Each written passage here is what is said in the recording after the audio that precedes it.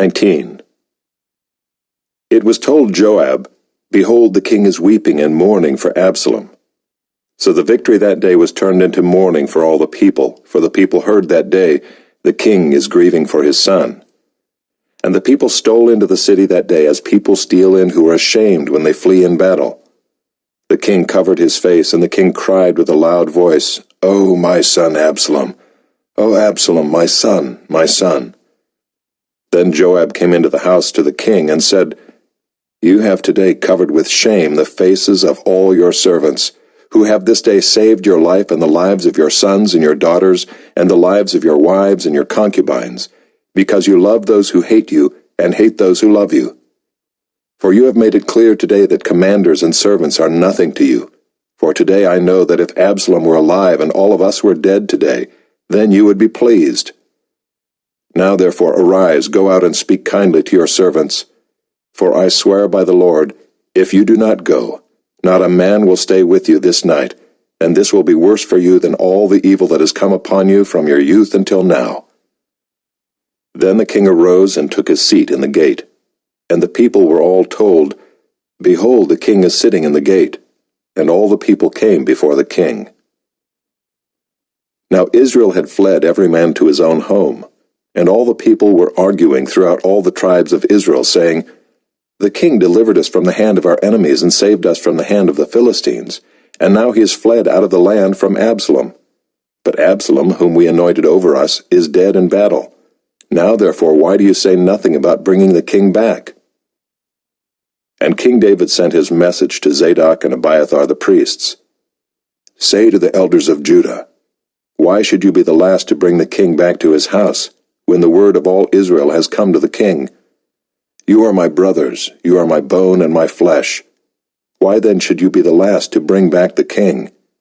And say to Amasa, Are you not my bone and my flesh? God do so to me and more also, if you are not commander of my army from now on in place of Joab.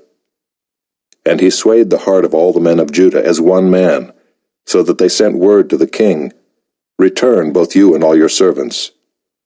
So the king came back to the Jordan, and Judah came to Gilgal to meet the king and to bring the king over the Jordan. And Shimei the son of Gera, the Benjaminite from Bahurim, hurried to come down with the men of Judah to meet King David, and with him were 1,000 men from Benjamin.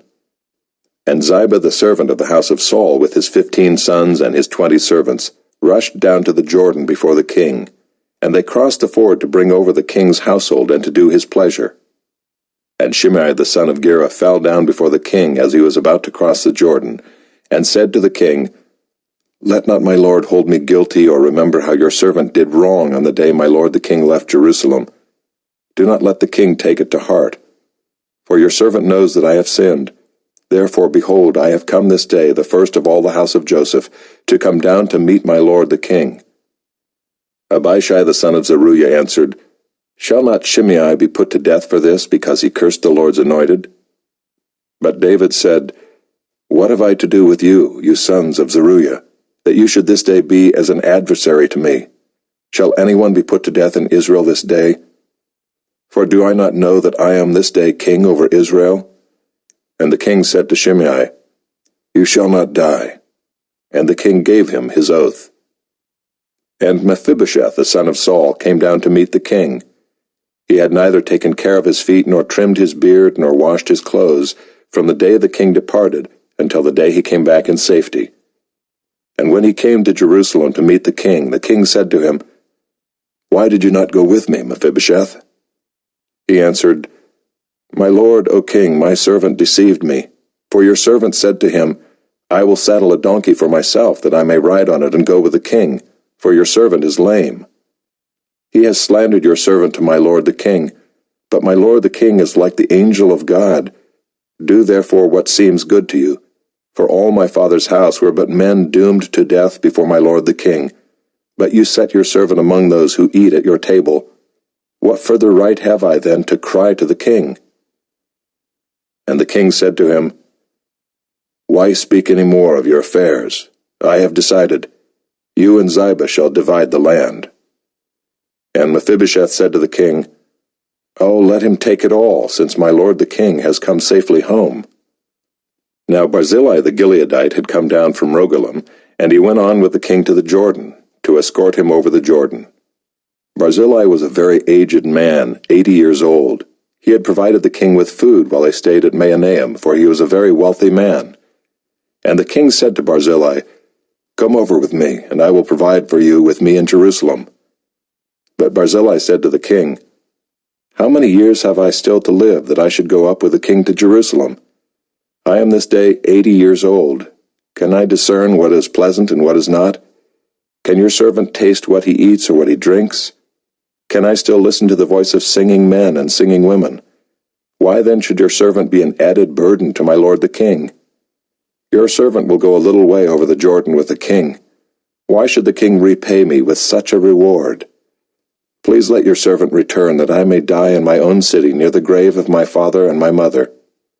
But here is your servant Kimham. Let him go over with my lord the king, and do for him whatever seems good to you." And the king answered, "Kimham shall go over with me, and I will do for him whatever seems good to you, and all that you desire of me I will do for you." Then all the people went over the Jordan, and the king went over. And the king kissed Barzillai and blessed him, and he returned to his own home.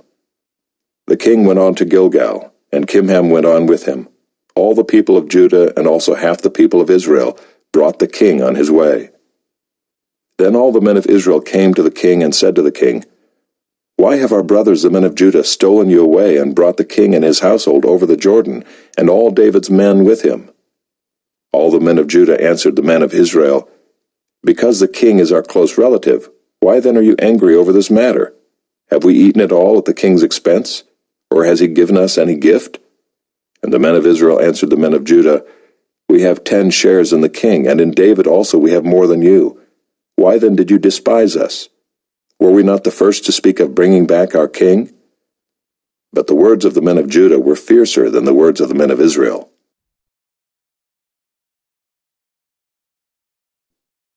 Chapter 20. Now there happened to be there a worthless man whose name was Sheba the son of Bichri, a Benjaminite. And he blew the trumpet and said, "We have no portion in David, and we have no inheritance in the son of Jesse. Every man to his tents, O Israel."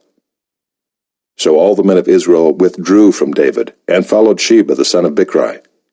But the men of Judah followed their king steadfastly from the Jordan to Jerusalem. And David came to his house at Jerusalem.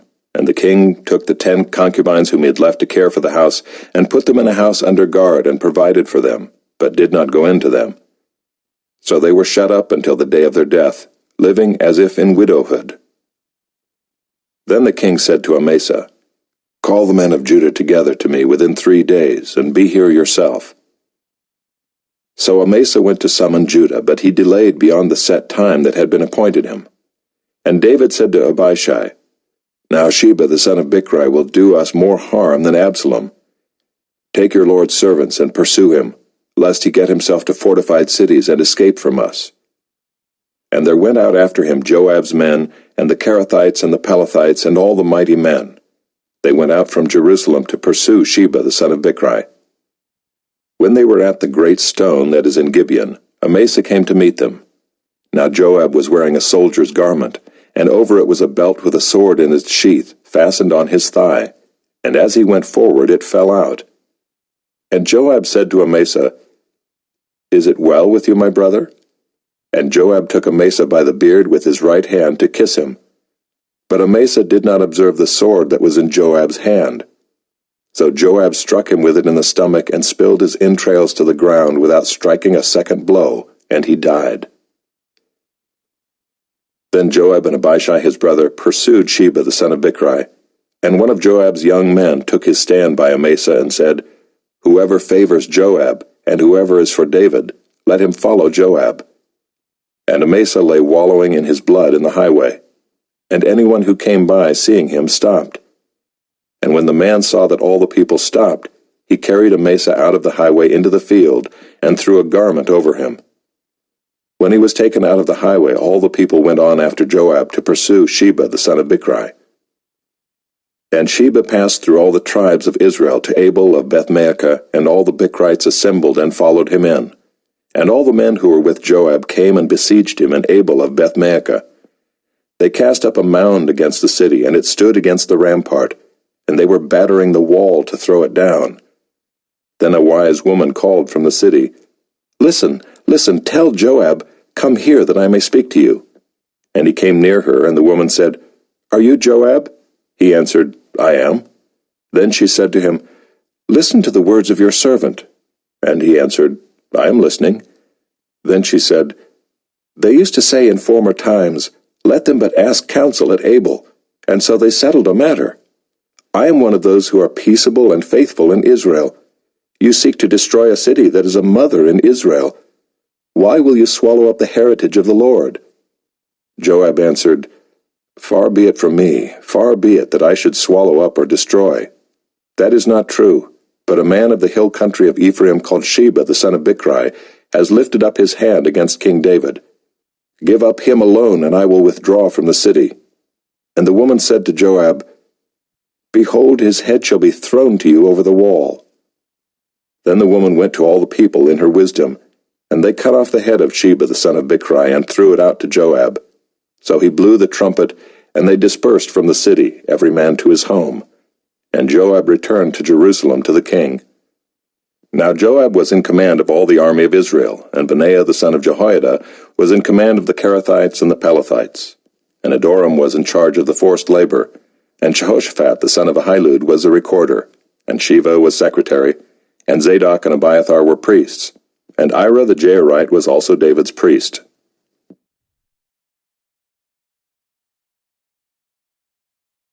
Chapter 21. Now there was a famine in the days of David for 3 years, year after year. And David sought the face of the Lord.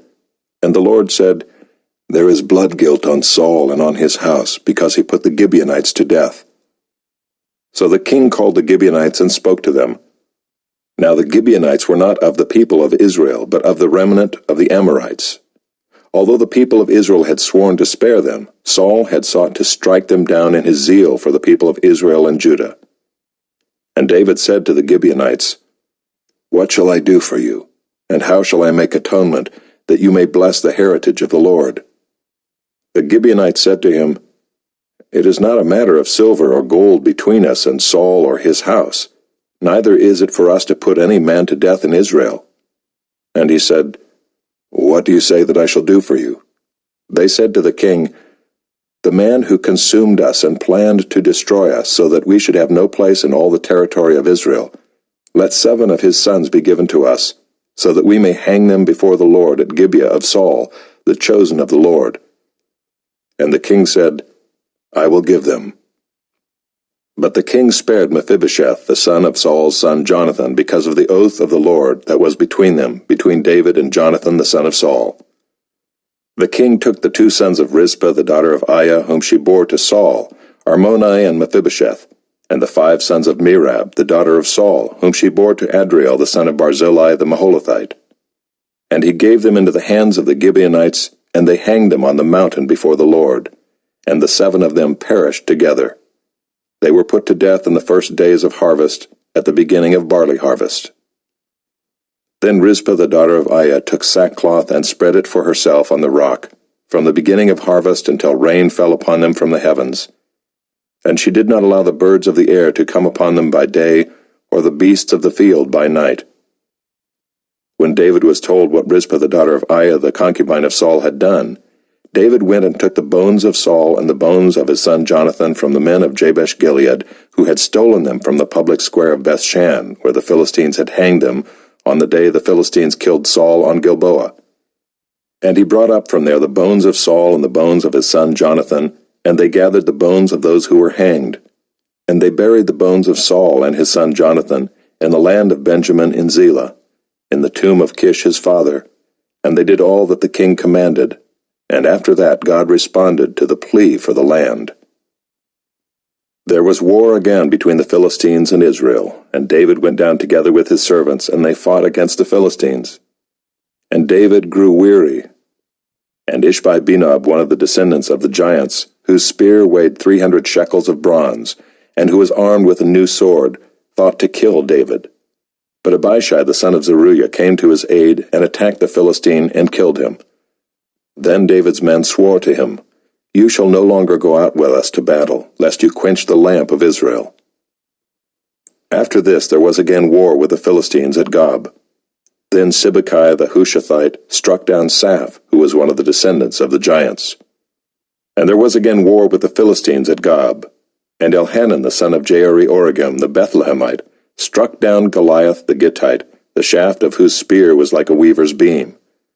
And there was again war at Gath, where there was a man of great stature who had 6 fingers on each hand, and 6 toes on each foot, 24 in number, and he also was descended from the giants.